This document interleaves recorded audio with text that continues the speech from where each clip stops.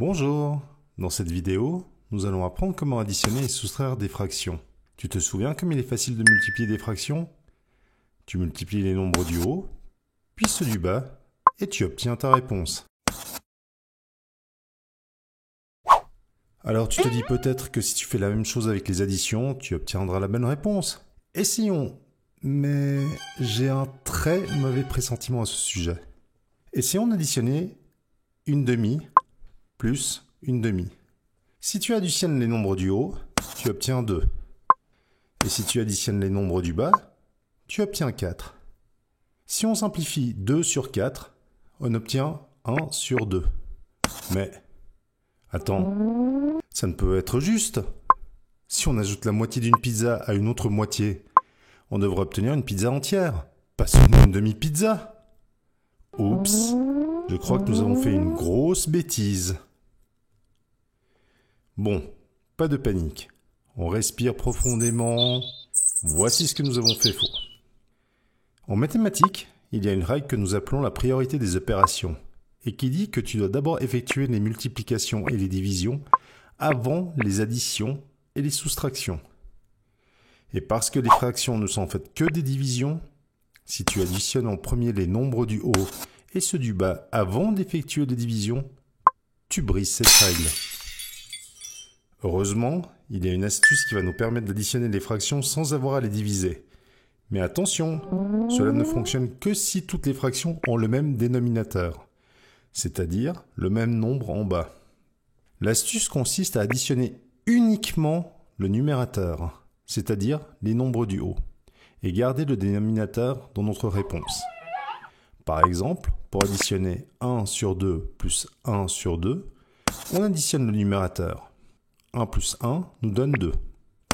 Mais on n'additionne pas le dénominateur. On ne le change pas et on l'écrit tel quel dans notre réponse. Ce qui nous donne 2. Notre réponse est donc 2 sur 2. Et si on simplifie, cela nous donne 1 sur 1, donc 1. Ceci fait du sens, car si on additionne une demi-pizza avec une autre demi-pizza, cela nous donne une pizza entière. Voyons d'autres exemples. 2 sur 3 plus 5 sur 3. À nouveau, parce que les dénominateurs sont les mêmes, on additionne simplement les numérateurs. Cela nous donne 2 plus 5 égale 7. On garde le même dénominateur dans notre réponse, c'est-à-dire 3. Ainsi, 2 sur 3 plus 5 sur 3 est égal à 7 sur 3. C'est facile, non?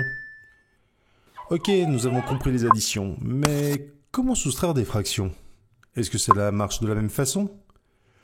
Oui, exactement!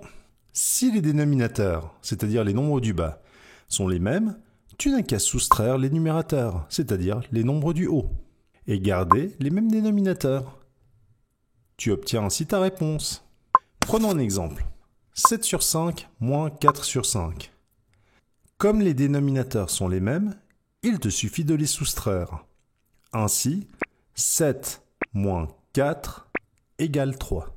On garde le dénominateur qui est égal à 5. Ainsi, 7 sur 5 moins 4 sur 5 égale 3 sur 5. Attention, il y a un petit piège avec les soustractions. Mais tu verras, ce n'est pas bien compliqué à comprendre. Lorsque le numérateur de la seconde fraction est un nombre plus grand que le numérateur de ta première fraction, ton résultat sera négatif. Par exemple, prenons 3 sur 2 moins 7 sur 2. Puisque les dénominateurs sont égaux, nous devons simplement soustraire les numérateurs. Mais dans ce cas, 7 est plus grand que 3. 3 moins 7 est égal à moins 4. Je vais donc mettre le signe moins devant ma fraction. Je ne change pas le dénominateur, il est donc égal à 2. Et voilà, ma fraction sera simplement négative. Le résultat de 3 demi moins 7 demi est égal à moins 4 sur 2. Facile, non? C'est vrai, mais les choses se compliquent un peu lorsqu'il faut additionner ou soustraire des fractions qui n'ont pas le même dénominateur. Si deux fractions n'ont pas le même dénominateur, il faut les retravailler afin qu'ils aient les mêmes. En mathématiques, cette opération s'appelle « trouver le dénominateur commun ». Tu sais déjà que le dénominateur est le nombre du bas, et commun signifie le même. Alors, comment on fait pour trouver le dénominateur commun ? C'est ce que nous allons apprendre dans la prochaine vidéo.